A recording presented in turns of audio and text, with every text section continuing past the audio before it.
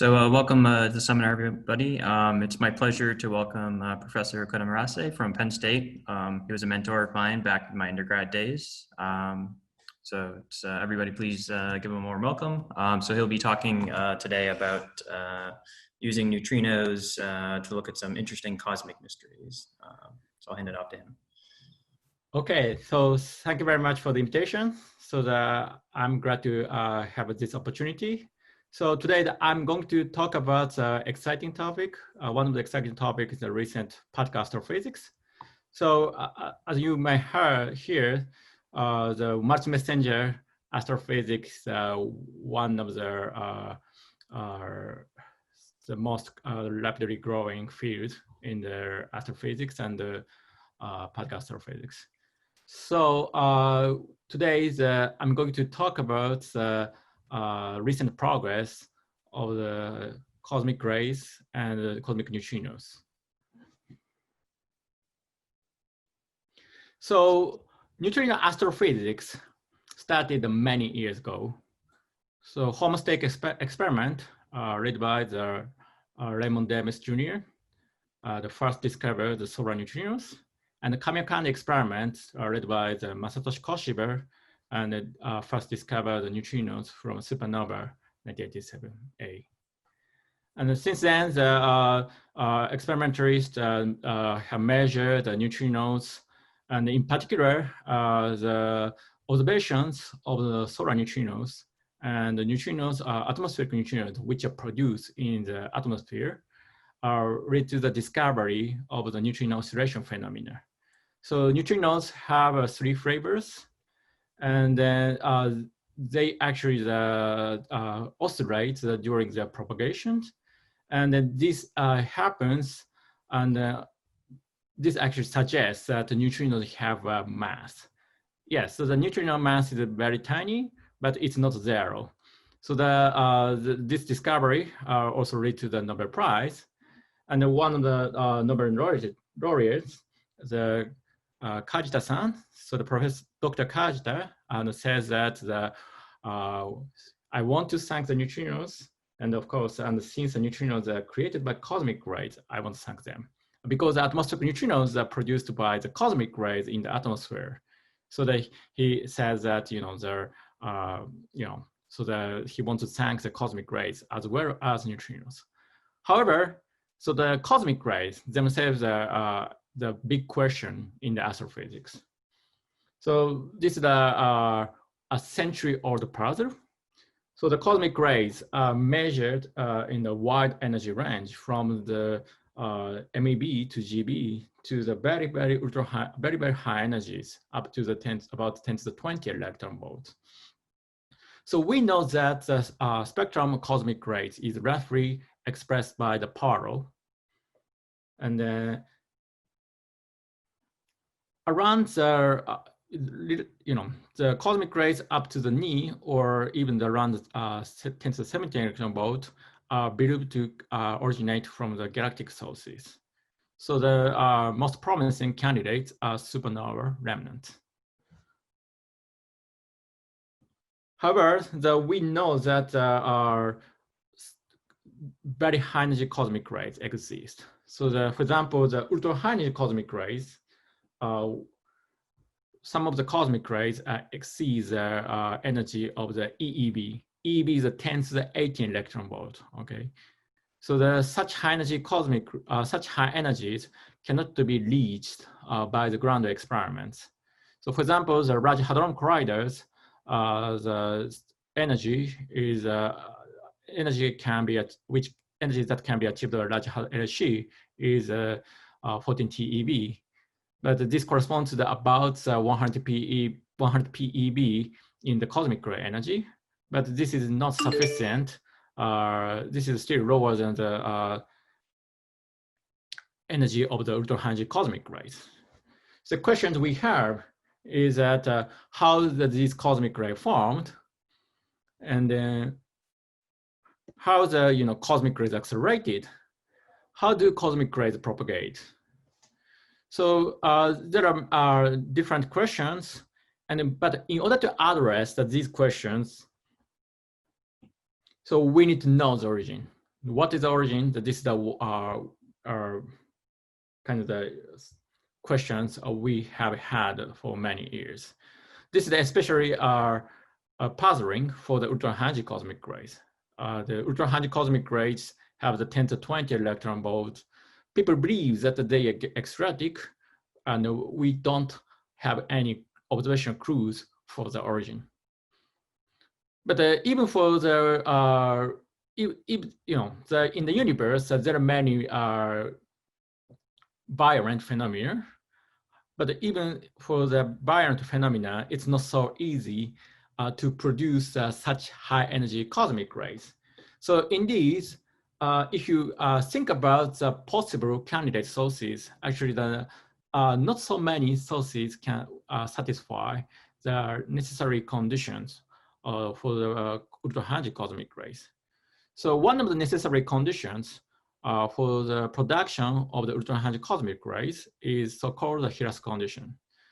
So let's think about the energy of the cosmic rays with energy E. So in order to produce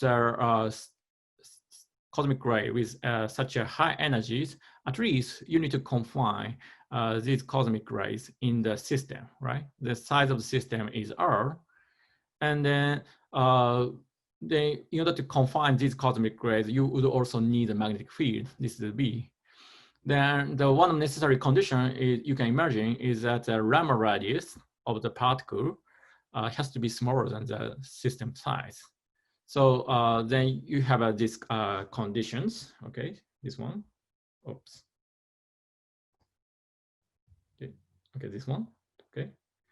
Then if you think about possible candidate sources, and then the object which can satisfy these conditions are rather limited. So for example, the magnetars are the neutron stars with the strongest magnetic fields in the universe. These magnetic fields are maybe as high as the 10 to the 15 gas. Okay, so gamma ray burst, which is the brightest explosion phenomena in the universe, their gamma luminosity is about 10 to the 52 erg per second, and 18 orders magnitude are more than 18 order 19 order magnitude larger than the solar luminosity. Okay, and then the active galactic nuclei, and whose host the most massive black holes in the universe. And then some of the AGN may have the black hole mass, black holes with a mass of the 10 to the 8 or 10 to the 9 solar mass. So the galaxy clusters, which are the largest gravitationally bounded object, and then the size can be as large as a few megaparsec. So you see that only the extreme object which can satisfy these conditions. So in a sense, you need the cosmic monsters to produce ultra-energy cosmic rays or very energetic cosmic rays. So the goal, one of the goals is for the multimessenger astrophysics is to understand these violent phenomena, these cosmic monsters. So not only cosmic rays, but also the neutrinos and gamma rays are important as a probes. So the cosmic rays can be diffracted by magnetic fields, which exist in the intergalactic space, or as well as our galaxy. So it's not so easy to pin down the direction of the cosmic ray sources. So in this sense, it makes more sense to use the neutral particles, and the gamma rays and neutrinos are neutral. But very high energy gamma rays are sometimes problematic because very high energy gamma rays can interact with other low energy photons, for example, the cosmic microwave background photons, optical background photons, and then basically the gamma rays can interact with other photons during their propagation. So neutrinos have advantage, and because they only interact with the matter via weak interactions, so we can see the sources even if the sources are located in the very distant universe. So, for example, as I already explained, the gamma rays interact with the CMB or EBR, so it can propagate the. For example, if you look at the TeV gamma rays, right? The TeV gamma rays can propagate only around the 300 megaparsec or something like that, and PeV gamma rays can only propagate around the 10 kiloparsec. Okay, so in this sense, neutrinos can be used as a unique probes of the universe and the sources. So how to detect the neutrinos? So the idea was proposed in the many years ago, by Markov in the 1960. And then he proposed to install the detectors deep in the lake or sea, and then determine the location of the charged particles with the Cherenkov radiation. So idea is that when the neutrinos hit the ice or water, and then the charged particles are produced, and then we can see these Cherenkov radiations are produced by the charged particles, and here the PMTs or these detectors. This is the idea. So, however, the idea is this idea was proposed many years ago, but there's a long history. So because it was very challenging to detect the neutrinos because of weak interactions. So neutrino interactions are very weak. So if you consider cross section, so the cross sections actually fortunately increases the energy. But even for the neutrinos around PeV, and the cross section is still around 10 to the minus 33 centi square, and which is much lower than the Thomson cross section. So in a sense, actually you can imagine that in order to detect neutrinos, you would need a gigantic detector. So for example, you can ask how big the detector should be, and then so this is the flux of the sources. This is the flux of the sources, and then this is a cross section. Then this is the Avogadro number, and this is the volume. Then by putting the typical flux expecting for the astrophysical sources, you can calculate that how the detector, how big the detector should be, and then you can conclude that the kilometer size of the detector would be necessary. So this is a kind of challenge. But once the neutrinos hit the matter, and then basically you can try to look for the signals. For example, when the muon neutrinos interact with nucleon, and then muons are produced, and the muons actually propagate in the ice or water, and you can try to observe the radiations produced by the emissions caused by the emissions caused during the propagation of the muons. This is so-called track.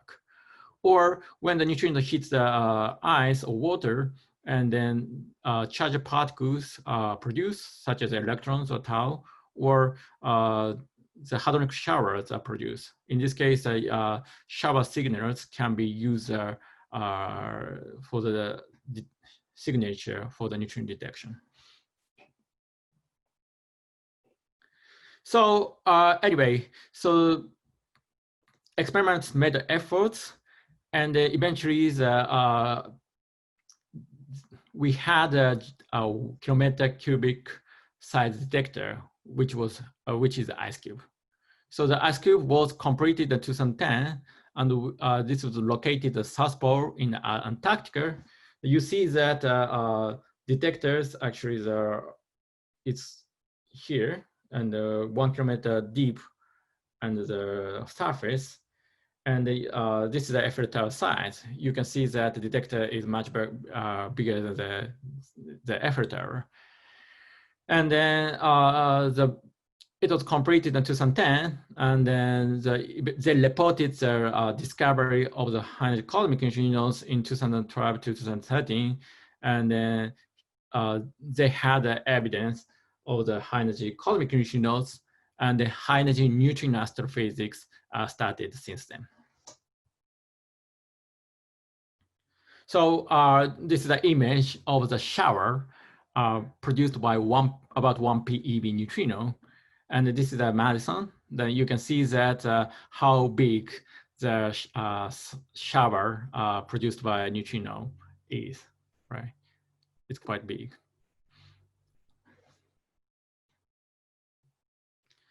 So then what is the observational status? Okay, so there are neutrinos. The IceCube are observed neutrinos for about 10 years. So as I said, that one of the signature is tracks produced by muons, new mu. Okay, so then so this experiment, this analysis, this upcoming muon neutrino analysis suggests that this purple band, and this, they measure the spectral index, which is about 2.2 or 2.3 or something like that. And then they also look for the showers and as well as the tracks. And then one of the analyses that led to the spectral index, steeper spectral index, about 2.8, 2.9. And because of the more events at around the 100 TeV. So in any case, the flux level measured by in the IceCube detector is about 10 to the minus 8 GeV per centimeter square per second per Trojan. This is one of the basic results of the diffuse neutrino flux measurement. Another interesting observation is that recently they found that interesting candidate for the glacial resonance event. So one of the showers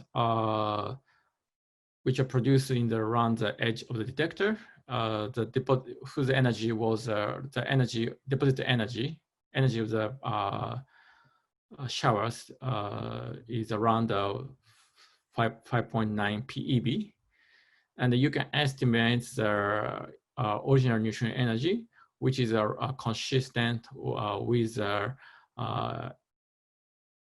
6.3 PeV, which can cause glacial resonance. Glacial resonance is expected for the anti-electron neutrinos when the anti-electron neutrinos interact with electrons, which makes double bosons and in the S channel, and then you can have a resonance, and this signature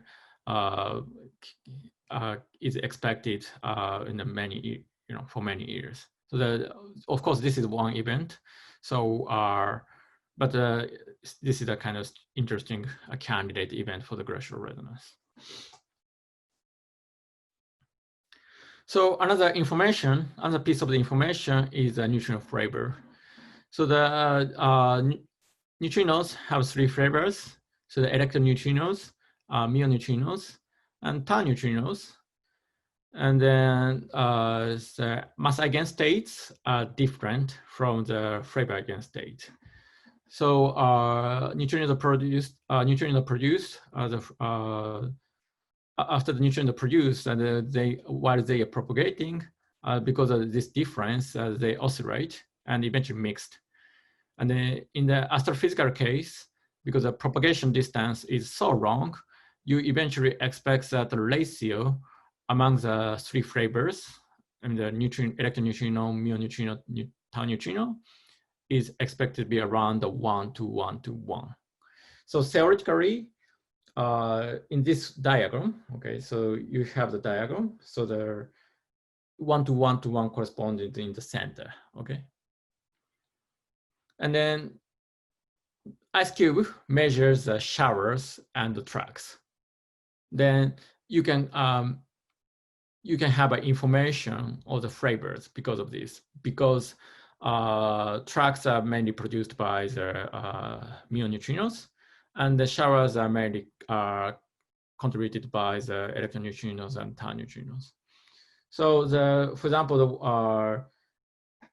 one of the analysis, the best fit is around here. And then this is 1 sigma contour. And then you see that within 1 sigma, and then the best fit result is consistent with 1 to 1 to 1. Okay.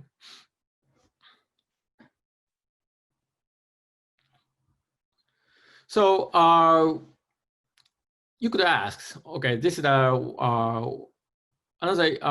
important question you'd ask is that do we have a source of neutrinos?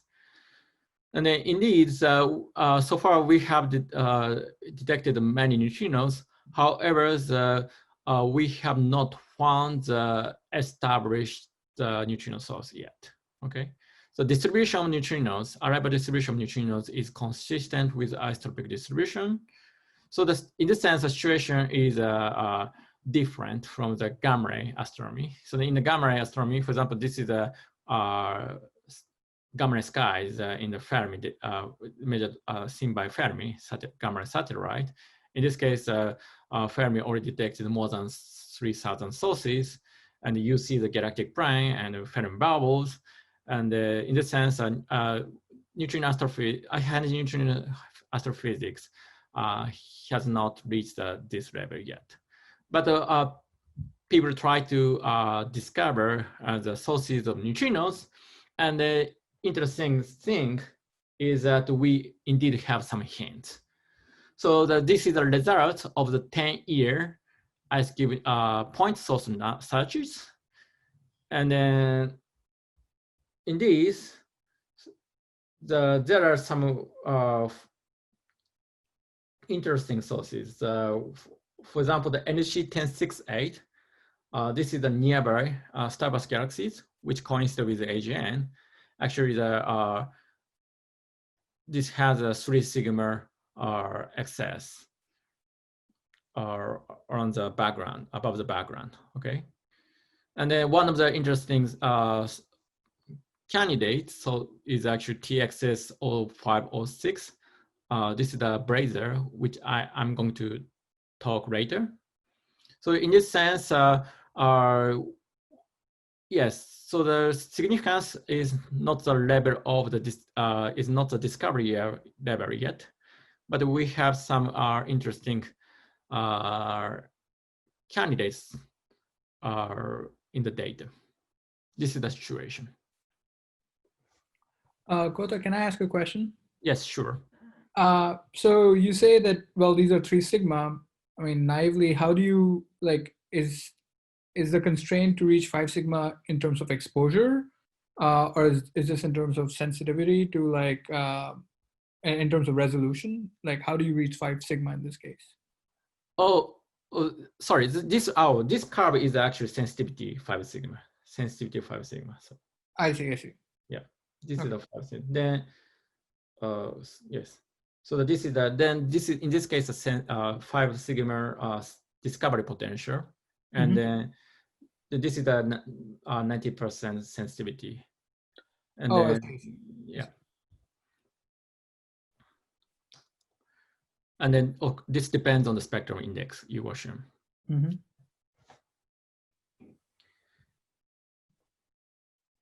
Okay. So another thing, this is the information obtained by the neutrino data. So you could think about, look at the multimessenger data too.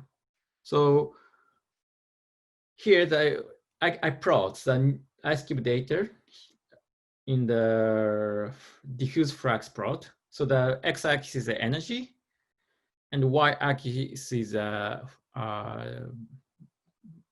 diffuse flux. Okay, so basically the cosmic particle background flux. So the IceCube flux is here. Okay, then as I told you, the flux level is, or the energy flux level is about 10 to the minus 8. And I also plotted the overlay, the ultra-high cosmic ray data. And I also plotted the gamma ray background data measured by the Fermi gamma ray satellite. So interesting fact is that neutrino background flux, and the ultra-high cosmic ray flux, and then the extragalactic gamma ray background flux. These are all comparable, are around the 100 GeV and 1 PeV, and then also around the 10 to 19 electron volt. So indeed, if you this suggests that the energy generation rates in the high energy gamma rays and high energy neutrinos and ultra high energy cosmic rays are all comparable, around a few times 10 to the 43 per megaparsec cube per year. So this might suggest the physical connection or physical links among the three messengers. In this sense, this observational fact itself is very intriguing. So, however, we don't fully understand these origins. We don't know the origin of neutrinos, IceCube neutrinos. We don't know what is the origin of the ultra-high cosmic rays. And then, however, the gamma rays, okay, so the gamma rays here, yes, we don't fully understand the origin of the gamma ray background. However, at least we have more information in the gamma ray sky.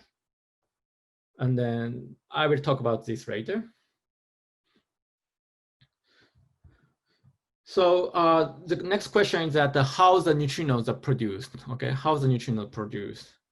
So the one of the, here, the neutrinos here, and then how the neutrinos produce, and the cosmic neutrinos, because the fact that we detect the 1 PeV neutrino suggests that at least the cosmic rays must be accelerated up to around 20 to 30 PeV. So the around 3 times 10 to the 16 electron volt per nucleon.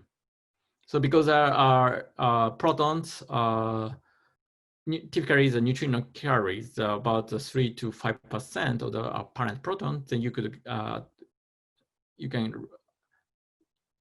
can guess that what is a typical apparent energy of the cosmic rays. So for the sources, people discuss different types of sources, which includes active galactic nuclei, AGN, and the gamma ray burst, which is a blast explosion phenomena. In addition to these particle accelerators, and people also consider the galaxies and or galaxy clusters. So in the cosmic gamma ray burst AGN, they expected to have a jet, powerful jet, and we indeed see the very luminous gamma rays or other photons from these jets, okay? So these photons provide the target for the pion production. This is so-called the photomeson production. Protons interact with the photons, and then they're making the pions. And then this is the cross-section as a function of the photon energy. And the most important contributions comes from the resonance regions around the delta resonance. And then in this case, cross-section is around the 0.5 millivern around the resonance range. So on the other hand, in the starburst galaxies or galaxy clusters, in this case, typically the cosmic rays interact with the gas and making new pions via the PeV interactions. So this is a cross-section of the PeV interactions. It's a roughly energy independent, and then cross-sections around 30 millivern. But in either case, PP or P gamma, the pions produce, and the charge pion decay, and you have neutrinos and electron protons. Okay, these are our main mechanism of the neutrino production. So now that I go back to this plot, as I said that, okay, we don't know there are sources. However, there's a clue on the gamma ray sky here, because in the gamma ray sky, so the Fermi already detected a number of blazars. So there are many point sources in the high latitude region, and they are mostly blazars. Blazars are jet to the AGN.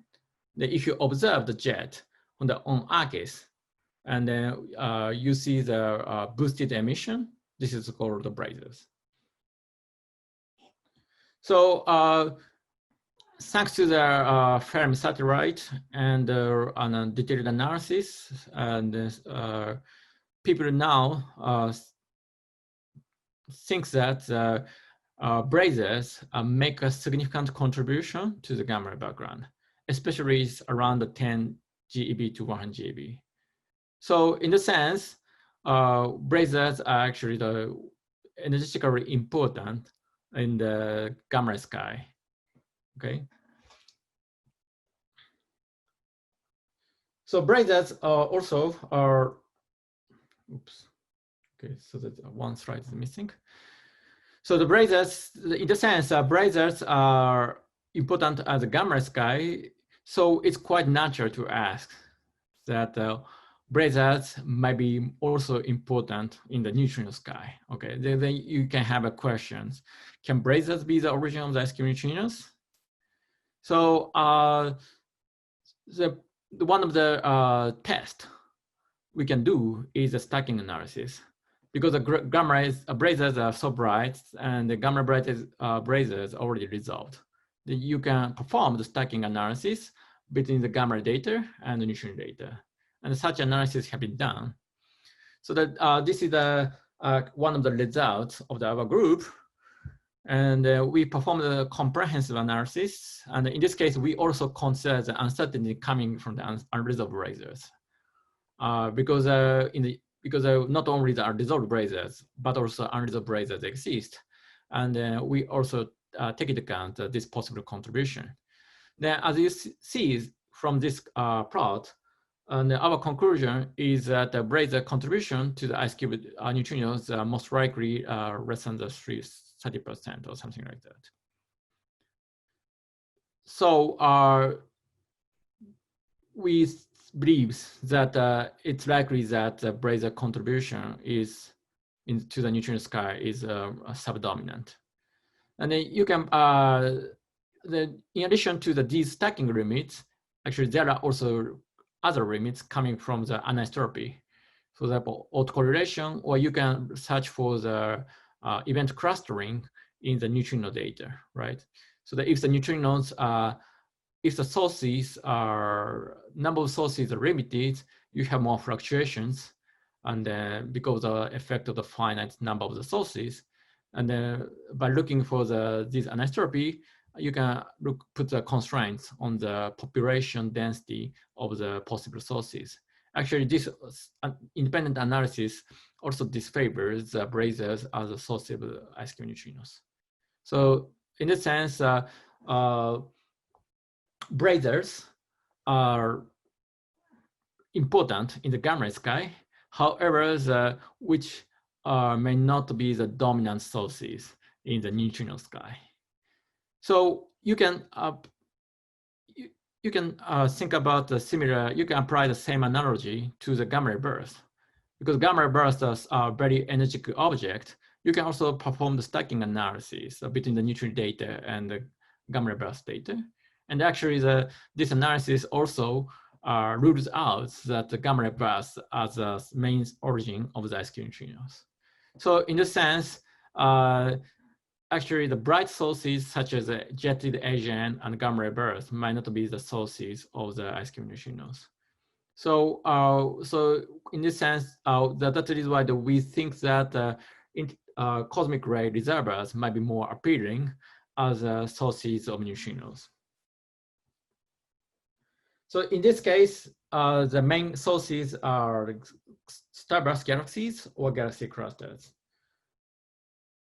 So in this scenario, the cosmic rays, actually the galaxies or galaxy clusters serve as reservoirs, and which have the accelerators. For example, AGN actually accelerate cosmic rays. So suppose that the AGNs actually accelerate the cosmic rays up to ultra high energies, but environment, galaxy clusters, for example, have magnetic fields, and these cosmic rays should be confined in this environment for a while, long time, about a giga-year. And then these cosmic rays that diffuse inside the environment. The while they are propagating and diffuse in the environment and making collisions with the photons and the protons, gas, and making pions. And these pions eventually decay into the neutrinos, the gamma rays. And then this may eventually reach the Earth. Okay, this is our scenario for the cosmic ray reservoirs. And the ultra high energy cosmic rays may also produce, but the ultra high energy cosmic rays have energy is so high, right? And then they can escape because their diffusion time is shorter, and then they can escape more easily from the system. And they just escape more easily and propagate and can reach the Earth. This is the scenario. So appearing a point of this reservoir model is that indeed the observed IceCube data are consistent with the previous predictions. And then for example, the galaxy clusters, we calculate the neutrino emissions from the galaxy clusters a while ago, and then the expected level of the theories are actually consistent with IceCube data. And the same thing, same is the case for the starburst galaxies. And in this sense, our reservoir scenario is appearing as a possibility to explain the bulk of the IceCube neutrinos. So we can actually have a more concordant scenario because as I already told you, the neutrino flux, gamma flux, cosmic reflux all comparable. So you might wonder, can we explain the high energy cosmic neutrinos, ultra high energy cosmic rays, gamma flux simultaneously? The answer is yes.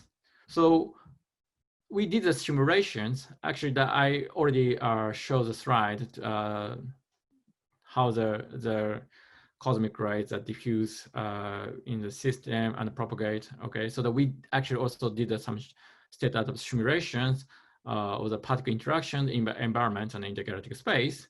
And in this case, after the calculations, in these cosmic rays confined in the galaxy clusters can be responsible for the IceCube neutrinos in the 100 TeV to PeV range. And the cascade gamma rays contribute to the Fermi range. And the escaping ultra high cosmic rays may explain the ultra high cosmic data measured by the OJ, and including the composition data. So in this sense, we have a kind of the grand unified picture for the high energy astroparticles. In this sense, this reservoir model is very appealing to explain the IceCube neutrinos as well as ultra high cosmic rays.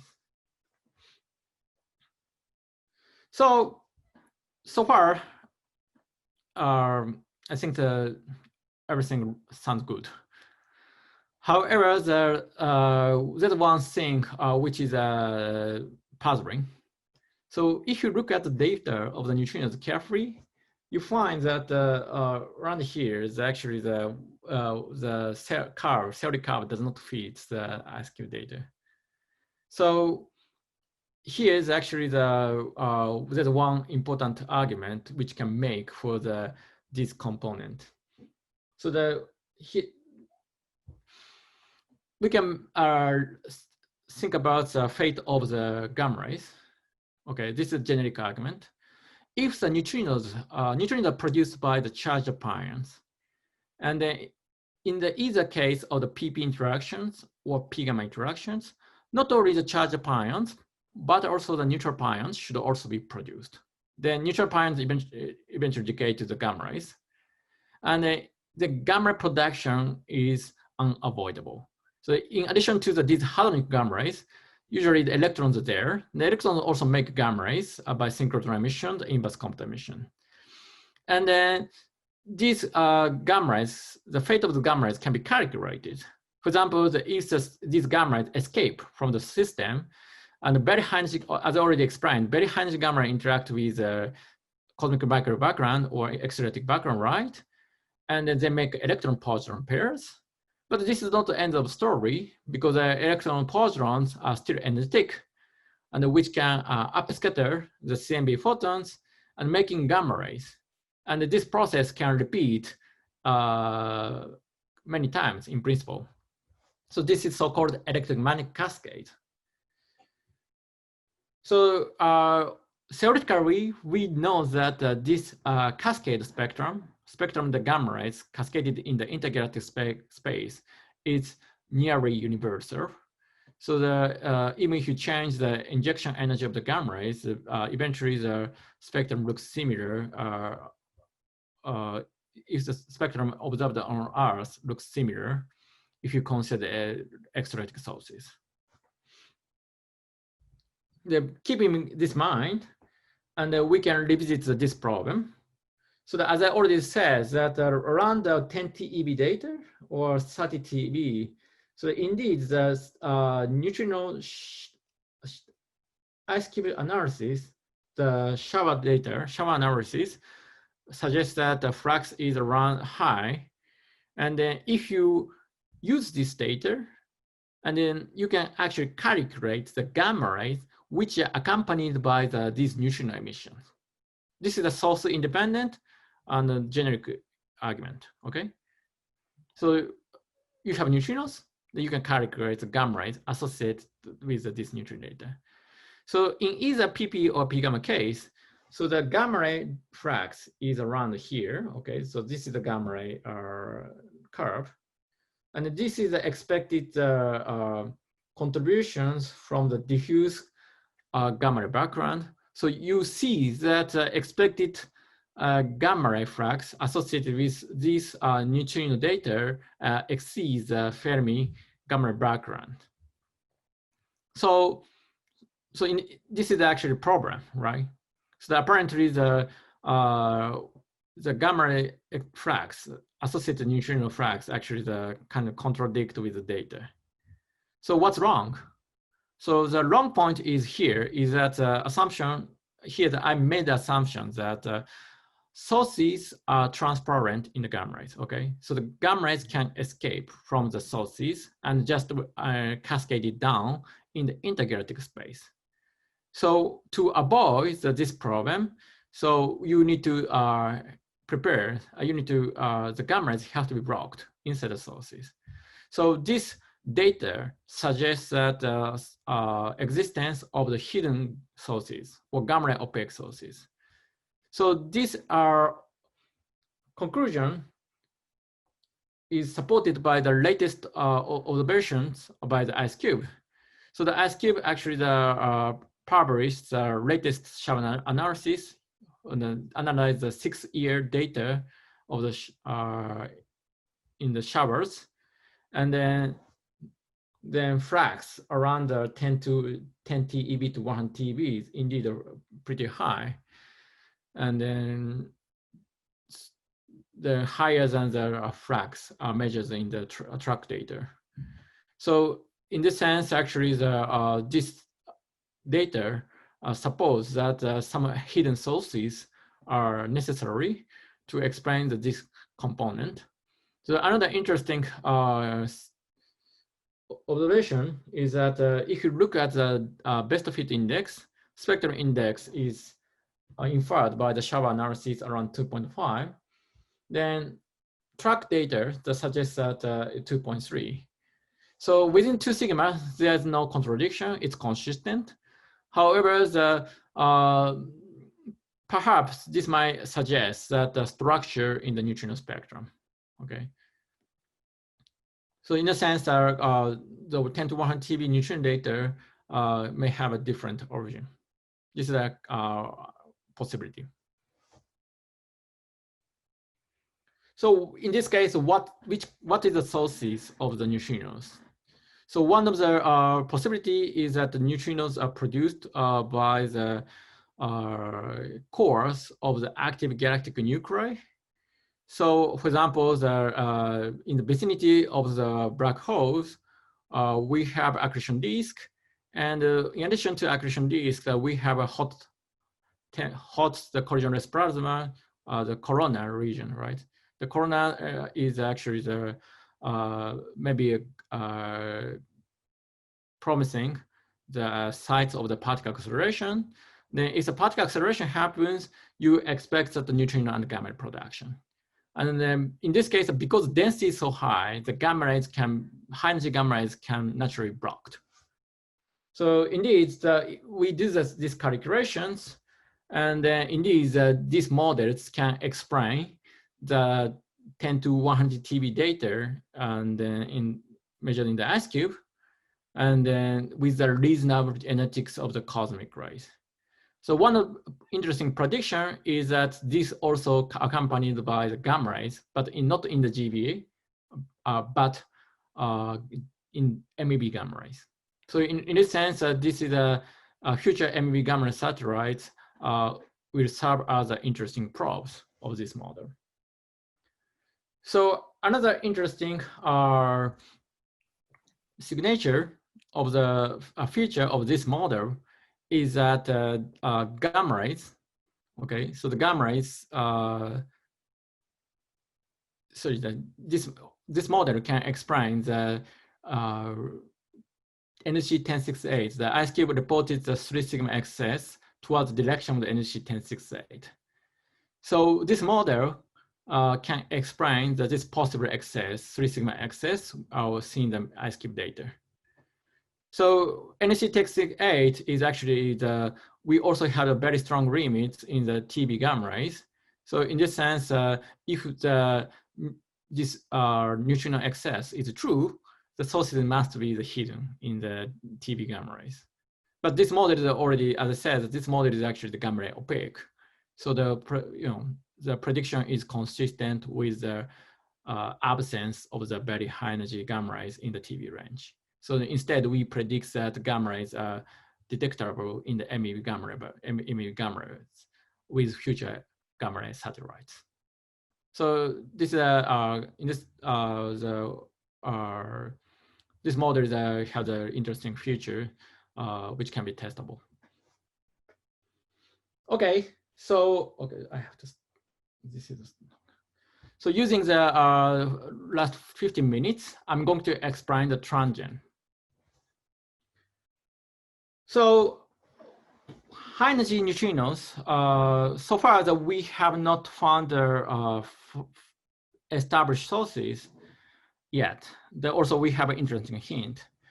But in principle, if we are lucky and we can have an interesting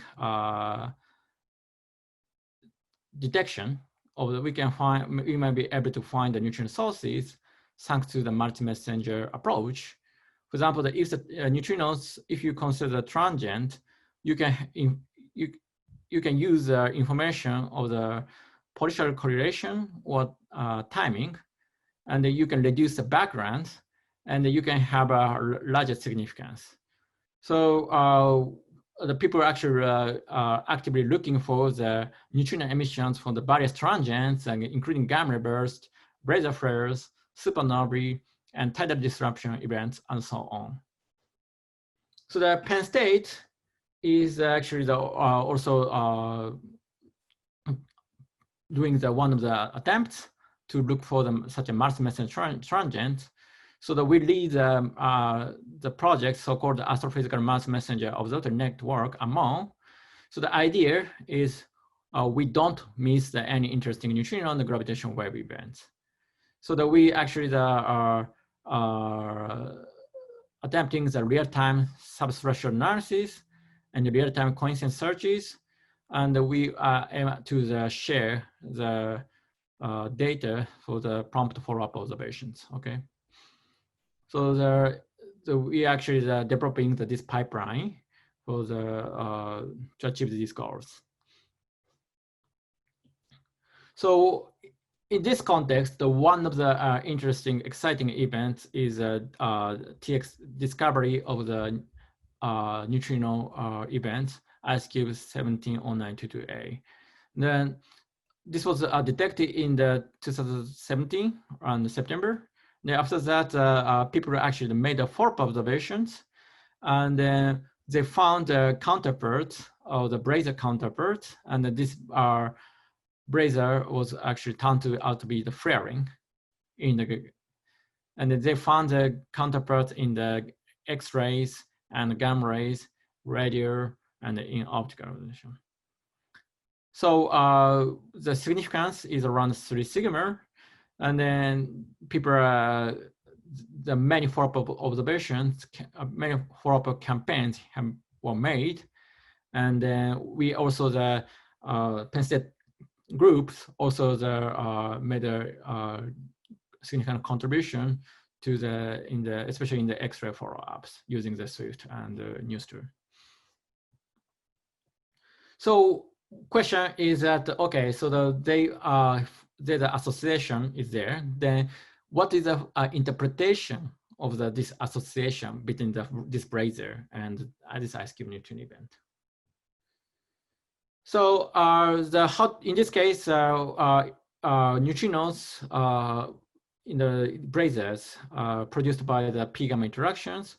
The standard scenario is that cosmic rays are produced inside jet, and the cosmic rays interact with these photons by P gamma interactions. This is the standard scenario. So this is the data, and then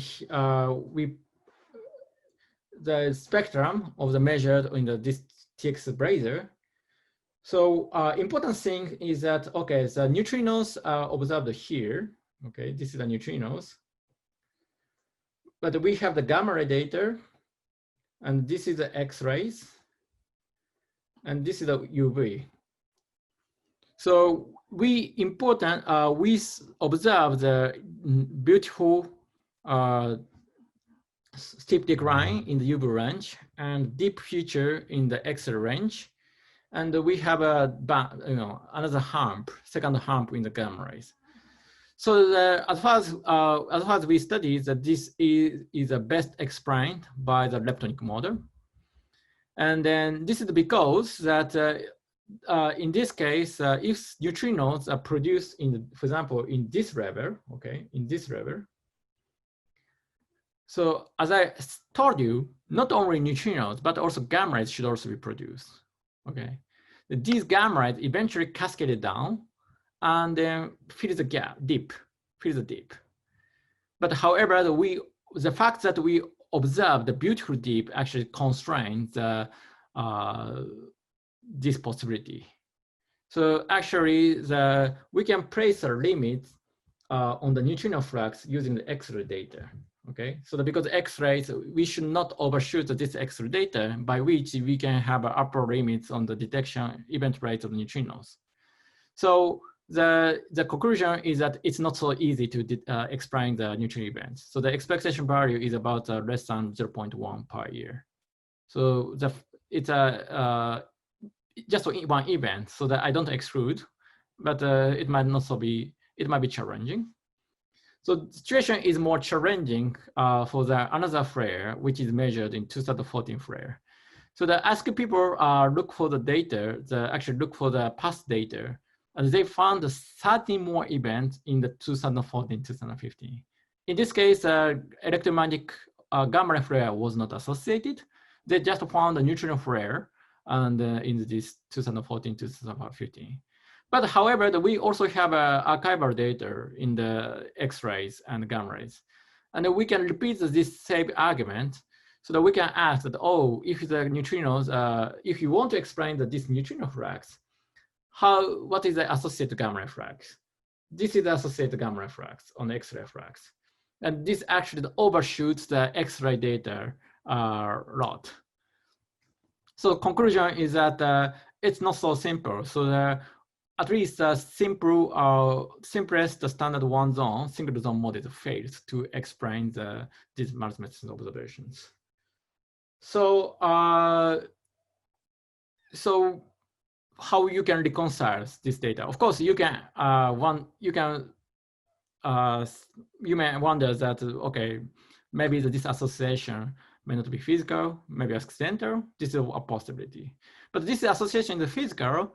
And the conclusion is that we probably need multi-zone models, which is beyond the standard single-zone emission models. So indeed, if you consider such a model, it's possible to explain these flares in the consistent manner. However, in this case, we have more parameters, so we definitely need more follow-up campaign, and we hope to have a larger neutrino detectors to have a larger statistics in neutrinos. This is the conclusion. Okay, using the 5 minutes, I can briefly mention that the possibility of testing the BSM physics. So neutrinos, the origin of neutrinos is unknown. Then people actually talk about more exotic possibilities. So for example, dark matter. So in this case, dark matter might annihilate or dark matter decay. And then these the decaying dark matters might be responsible for the IceCube neutrinos. So, but in this case, you could also expect that gamma rays, which should be, you expect that gamma rays should also be accompanied by neutrinos. So one of the scenarios is actually decaying dark matter, which are actually discussed in the literature. So the blue line is that indeed, if you invoke some dark matter scenario, in principle, you can explain that this data with the decaying dark matter. But one important thing is that in this case, you expect that, again, not only neutrinos, but also gamma rays should be produced. So here's the associated gamma rays. And then if the decaying dark matter scenario, especially in the dark matter decay into mainly the quarks, in this case, you have a lot of gamma rays. We have a tension with the existing Fermi data. So more quantitatively, we can have the constraints on the lifetime as a function of the dark matter mass. So here the neutrinos, actually these contours represent the parameter space which are required to explain the IceCube range. So this is the gamma ray. Fermi gamma ray is actually the constraint shown here. So you see that the gamma ray constraints are pretty powerful, and actually some parameter space is already excluded by the gamma ray data. So the important message here is that the three messengers give a complementary constraints on the heavy dark matter, okay? So because of high energy gamma rays, neutrinos, actually they give the comparable limits on the lifetime of the decaying dark matter. And then in addition, the cosmic ray experiments can also give the limits, because the cosmic rays also can have some sensitivity to the very high energy gamma rays, by which we can place a constraint on the decaying dark matter. Okay, so I'm running out of time. Can I ask a quick question? Yes, sure. Yeah. So what kind of dark matter is this thing that annihilates like that? I'm sorry, that decays like this? I mean, clearly it's not the weak thing, right? Oh, yes. I think that here the decaying dark matter. So for example, the people consider some R-party violation, and then many people think that the dark matter is produced non-summary.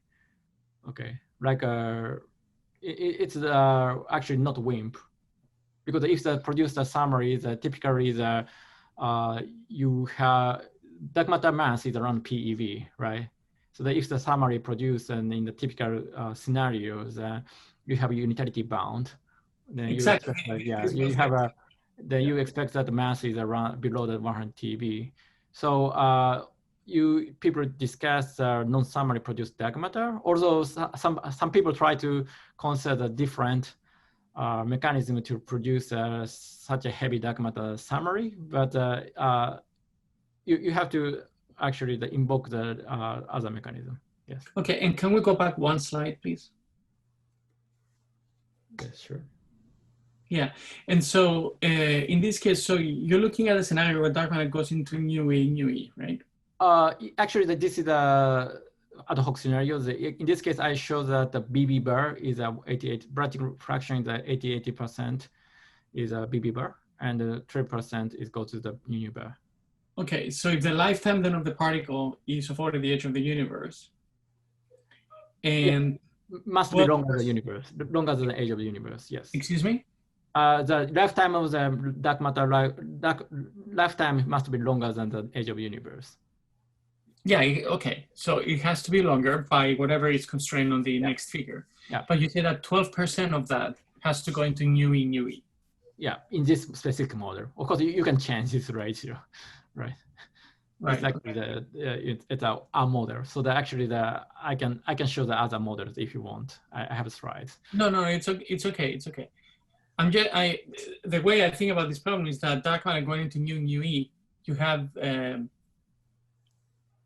the reshuffling of the matter density into radiation. 12% of matter goes into radiation. You mean that you are talking about the electrobrick waveforms associated with nu bar, or you are talking about I think about the energy density of dark matter in the universe. Okay. In this scenario, 12% of it decays into radiation. Oh, yeah, but again, in this case, our lifetime is much longer than the age of universe, right? Yeah, so, but what matters is what fraction has decayed by today, right? I understand it's much bigger than the age of the universe, but e to the minus t over tau already decayed today, right? Oh, sure. What fraction of the energy? Anyway, I mean, it's okay. We can pick it up later on, but some fraction of matter decayed into radiation. So. Yeah, I think that of course this fraction is pretty small, right? So the lifetime you need is it is small, but how small and whether that's relevant to something or not is a different question, right? Anyway, we can pick it up at the end. Oh, sure. Okay. Sorry. Go on.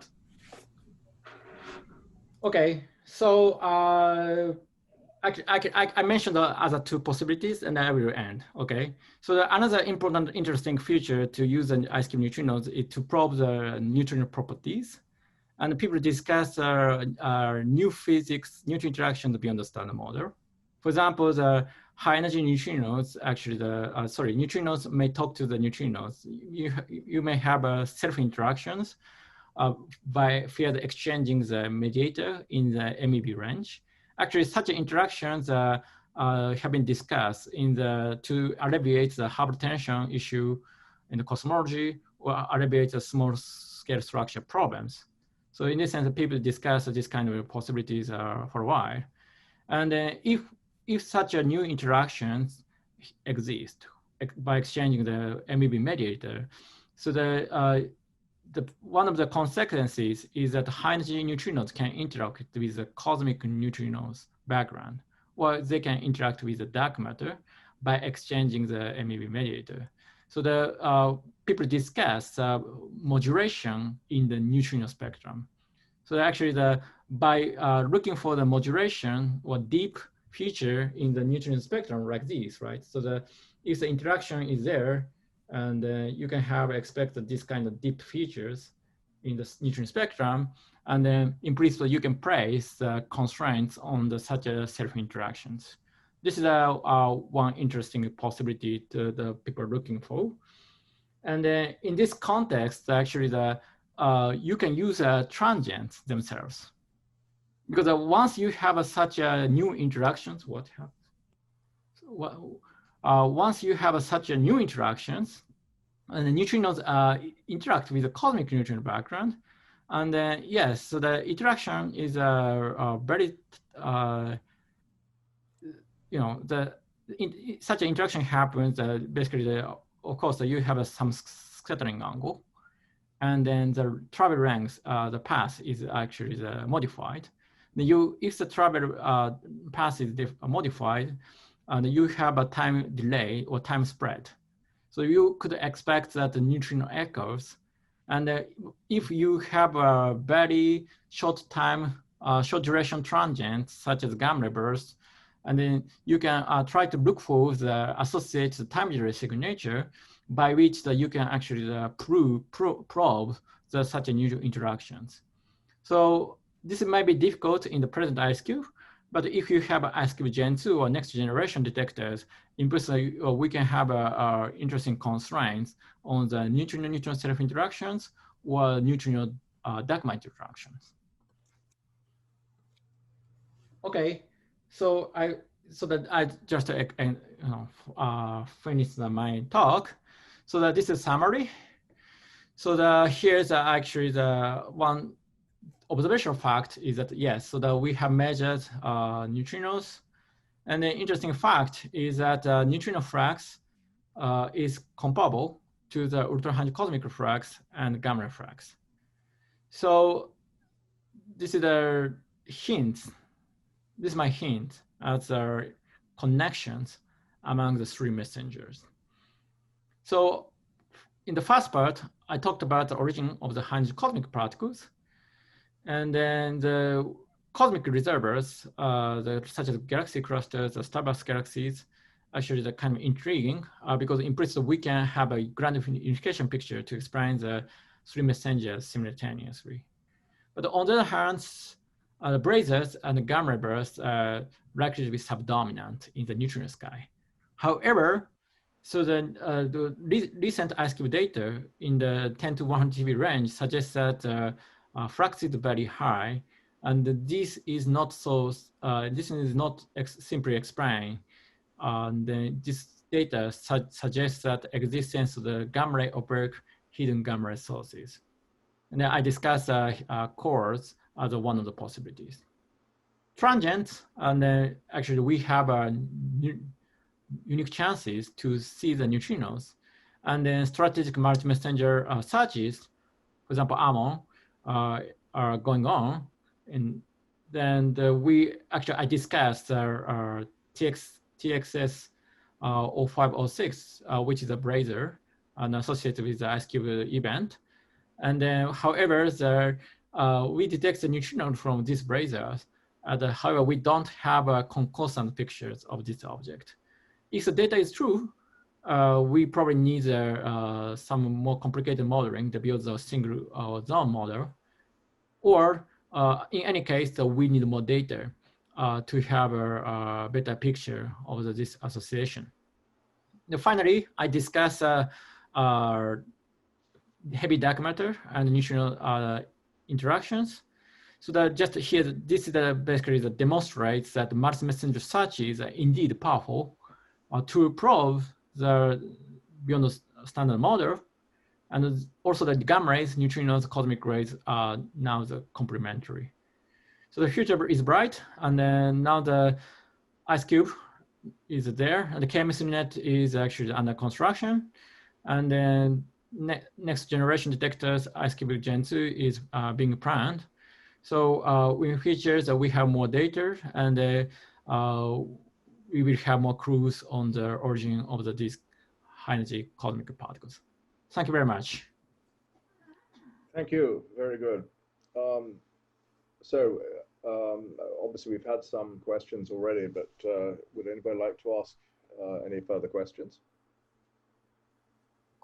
Sure. I had a question on your neutrino self-interaction dark matter bit. So is the scalar, is that just in like an axion particle essentially, you're assuming? Is the mediator? No. This is just like it's a myron type, but not usually okay. Myrons are massless, but it's just, for example, I here consider that a massive particle, and then MEV mediated, which can be scalar or vector. So this is the interaction that we consider, right? Like this.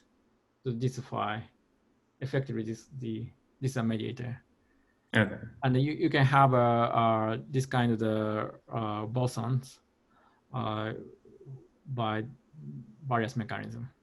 So one of the mechanisms is actually that you can think about higher dimensional operators.